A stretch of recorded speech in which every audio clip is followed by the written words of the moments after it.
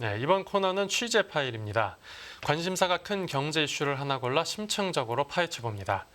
애플이 아이폰 최신 모델인 아이폰 15를 공개했지만 소비자들 반응은 차가웠는데요. 여기엔 중국 당국의 아이폰 규제도 한몫했다고 전해집니다.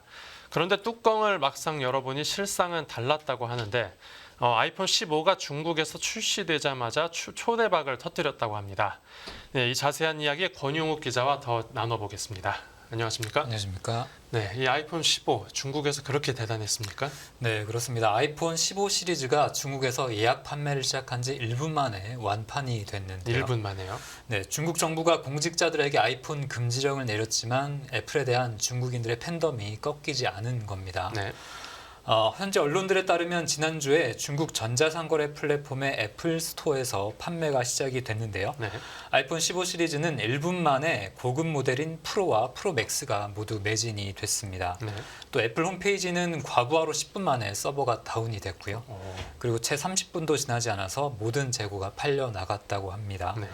네, 또 중국 배달 플랫폼에서는 아이폰 15 시리즈의 매출이 예약 판매 30분 만에 2억 위안을 돌파를 했는데요. 네. 이게 우리나라 돈으로 하면 한 366억 원이 됩니다. 네. 그러니까 이런 흥행에 대해서 핸드폰을 되팔려는 장사꾼들이 몰린 것 아니냐 이런 분석도 있었는데요. 어찌됐건 애플이 중국에서 체면치를 한 것만은 분명해 보입니다. 네. 근데 이 아이폰 새 제품이 나오기 전에 그러니까 중국에서 악재가 꽤 많지 않았었습니까? 그렇죠. 미국과 반도체 전쟁을 벌이고 있는 중국이 애플을 사실상 보복의 표적으로 좀 삼는 것 같았는데요. 예. 중앙정부 공무원들에게 아이폰 금지령을 내렸고요. 그리고 아이폰 사용 제한을 지방정부나 국영기업까지 확대할 것이다. 그런 얘기도 좀 많이 돌았습니다. 네. 그러니까 또 중국의 화웨이가 아이폰 15 출시를 앞두고 5G 첨단 스마트폰을 깜짝 출시를 했는데요. 네. 그게 좀 애국 소비 열풍을 자극하면서 큰 좀 돌풍을 일으키기도 했습니다. 네. 그러니까 그래서 중국에서 아이폰 입지가 좁아지고 있는 것 아니냐 이런 우려가 좀 확산이 됐었고 네. 그런 우려는 주가 흐름에 좀 그대로 반영이 됐습니다. 그러니까 애플 중국 정부의 아이폰 규제 소식이 처음 전해진 게 이달 5일이었는데 그때부터 아이폰 15 시리즈 출시 직전까지 애플의 주가가 5% 가까이 내렸고요. 그리고 그 출시 이후에도 부진한 흐름이 이어져서 이번 달에만 애플의 시가총액이 2천억 달러 정도 사라졌습니다. 네, 이제 물론 그 공무원들에게 내려진 지시기는 하지만 그래도 그런 상황에서 소위 뭐 대박을 터뜨렸으니까 이제 뭐 규제라는 말이 좀 무색하게 들릴 정도입니다. 근데 사실 중국 당국의 아이폰 금지령에 대한 우려가 좀 과도하다 이런 목소리도 사실 있었는데요. 예. 그러니까 미국 웨드푸시라는 증권사의 추정에 따르면 그러니까 향후 12개월 동안 중국에서 판매되는 아이폰 대수가 한 4,500만 대 되는데 네. 중국 당국 조치에 영향을 받는 게 그중에서 한 50만 대 정도에 불과할 것이라고 해요. 예. 그러니까 최악의 경우 50만 대 정도라고 보고 있는데요. 또 이번 중국 정부의 아이폰 금지 조치로 세계 아이폰 판매량이 많아봤자 2% 정도 지장을 받고 또 네. 전체 수익은 1% 정도 주는 게 최악의 경우라고 이런 분석도 좀 나오고 있습니다. 예. 아이폰을 오래전부터 써온 중국인들은 앞으로도 아이폰을 쓰겠다 이런 말들을 좀 자주 하고 있고요. 네. 특히 그 아이폰의 운영 체제죠. iOS 그것에 한번 익숙해지면 안드로이드로 전환하기가 쉽지 않다고 말을 합니다. 그건 한국 소비자들도 좀 마찬가지인데요. 예. 그러니까 그 운영 체제를 중심으로 어떤 강력한 하드웨어와 소프트웨어의 그 생태계 구축이 돼 있어서 네. 한번 아이폰에 빠지면 그러니까 애플의 경험에 깊이 빠지면 거기서 좀 다른 브랜드로 갈아타기가 매우 어렵다라고 중국인들은 좀 말을 하고 있는데요. 또 공무원들 가운데서는 당국이 그 보안 사항들을 좀 요구를 하고 있는데 그걸 지키기 위해서 개인용과 별도로 업무용으로 중국 브랜드의 핸드폰을 좀 따로 사고 있다고 해요. 핸드폰 2개 사용하는. 그렇죠. 아이폰은 아이폰대로 개인적으로 좀 쓰고 있고요. 예, 그 네. 정도로 이제 매니아층을 가지고 있는 것 같은데, 네. 그러니까 이 중국도 결국 그 중국 국민들의 아이폰 사랑을 이제 당국이 막을 수 없다, 뭐 이런 뜻이겠죠. 그렇습니다. 이런 상황에서 또 중국 브랜드인 그 화웨이 제품도 아이폰의 직접적인 경쟁자가 되긴 어렵다 이런 분석이 좀 나오는데요. 예. 화웨이는 이번에 처음으로 그 5G 휴대폰을 출시했는데 폴더블 폰도 출시를 했습니다. 네. 그러니까 물론 애플은 아직 폴더블을 내놓지는 않았지만 그 내부를 좀 뜯어보면 화웨이보다 애플이 좀 많이 앞서가고 있다라는 게 좀 드러나는데요. 예. 그 보면 화이폰이 그 7나노미터급 반도체를 활용을 했거든요. 네네. 그러니까 이번에 중국 자체적으로 만든 7나노미터급 반도체였는데 거기에 중국인들이 굉장히 좀 열광을 했습니다. 어떤 표현까지 나왔냐면 자주 혁신으로 반도체 자립의 기반을 마련했다. 이렇게까지 좀 흥분을 했었는데요. 네. 그런데 애플은 그 7나노미터급 반도체를 지난 2018년에 이미 활용을 했었어요. 예. 그러니까 한 5년 정도 좀 앞서고 있는 거죠. 그러네요. 그리고 이번 아이폰 15 시리즈 프로 모델을 보면은 3나노미터급 반도체 공정이 활용이 됐습니다. 네. 그러니까 몇 나노미터 할 때 그 숫자는 낮을수록 좋은 건데요. 네. 숫자의 의미가 그 트랜지스터의 거리를 뜻하는 건데 그 숫자가 낮을수록 반도체 성능이 우수하다라는 것을 뜻합니다. 네네.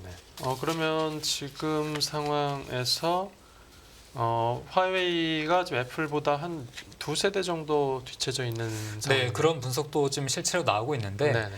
그러니까 또 아이폰과 화웨이의 사용자 기반이 크게 겹치지도 않는다라는 게 좀 정설인데요. 네. 그러니까 화웨이가 최신 제품을 내놨지만 아이폰보다는 다른 안드로이드 브랜드와 경쟁이 될 것이다. 이런 좀 얘기가 많이 나오고 있고요. 네. 그러니까 가뜩이나 아이폰에서 안드로이드로 이동하는 진입 장벽이 큰데 그 반도체 성능까지 좀 차이가 나니까 이런 얘기가 좀 많이 나오는 것 같습니다. 네네네.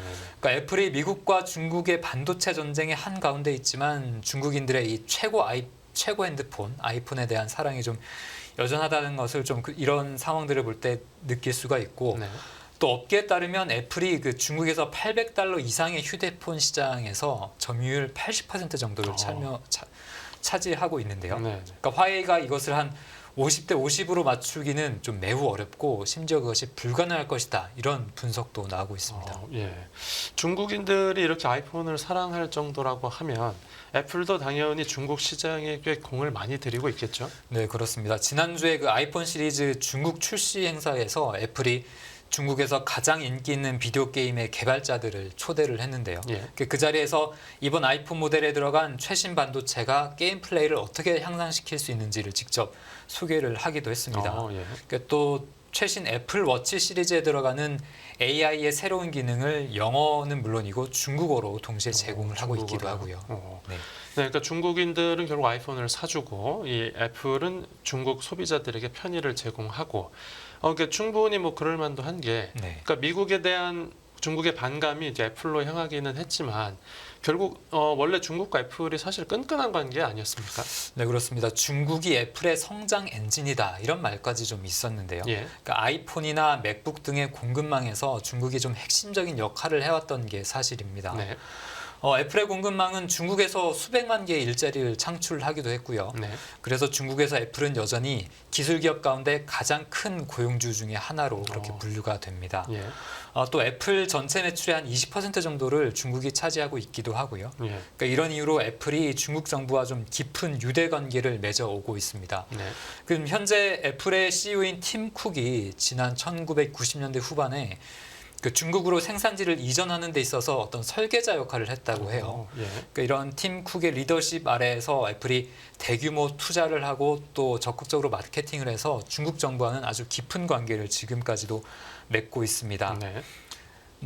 그 애플이 중국 정부와 거래하는데 매우 능숙한데 중앙 정부뿐만 아니라 지방 정부와도 좀 긴밀하게 관계를 맺고 있고요. 예. 그러니까 특히 좀 정치적으로 민감한 앱의 사용을 애플 자체적으로 좀 금지하게 하는 등 현지 규정을 좀 지키는데 매우 또 신경을 쓰고 있다고 합니다. 예. 이런 이유로 중국에서 어떤 기업보다 애플이 확실하게 좀 수익 기반을 좀 잡을 수가 있었는데요. 예. 그러니까 팀 쿡은 올해 들어서도 좀 여러 차례 좀 중국을 방문했고요.